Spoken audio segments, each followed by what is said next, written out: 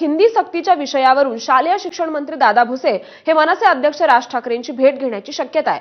तिसरी भाषा म्हणून हिंदी अनिवार्य असल्याच्या शासनाच्या निर्णयाला मनसेकडून विरोध दर्शवण्यात आलाय।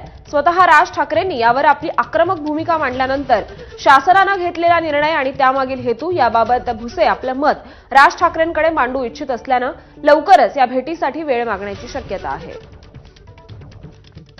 आणि या संदर्भात अधिक अपडेट्स देत आहेत आपले प्रतिनिधी सूरज सावंत। सूरज, आपण बघितलं की राज ठाकरेंनी शासनाच्या या निर्णयाला कडाडून विरोध केला होता आणि आता स्वतः शिक्षण मंत्री त्यांची भेट घेणार आहेत। कुठल्या मुद्द्यांवर चर्चा होऊ शकते? नक्की श्रुती, हिंदी सक्तीवरनं कुठेतरी राज ठाकरे हे आक्रमक झालेले आहेत। आक्रमक पवित्रता त्यांनी उचललेला पाहायला मिळाला। पत्रकार परिषदेत देऊन तुम्ही कशी शिकवता हिंदी भाषा हे देखील त्यांनी एक इशारा दिलेला होता आणि यानंतरच कुठेतरी आता शासनाकडनं त्याची दखल घेण्यात आलेली आहे।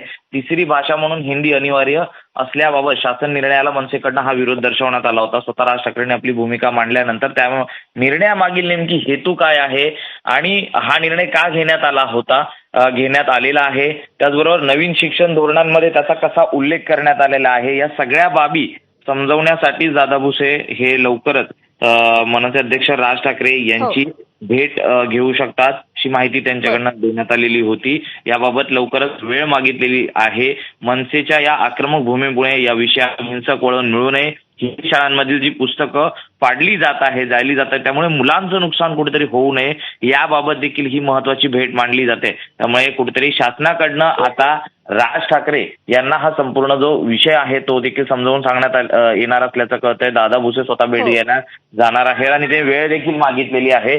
काल जर आपण पाहिलं तर स्वतः मुख्यमंत्री देवेंद्र फडणवीस यांनी देखील सांगितलं की आम्ही राज ठाकरेंना हा संपूर्ण मुद्दा सांगितलेला आहे। त्यामुळे एकूणच भेटीला खूप महत्व आल्याचं पाहायला मिळतंय। नक्कीच सूरज, धन्यवाद या सविस्तर माहितीसाठी।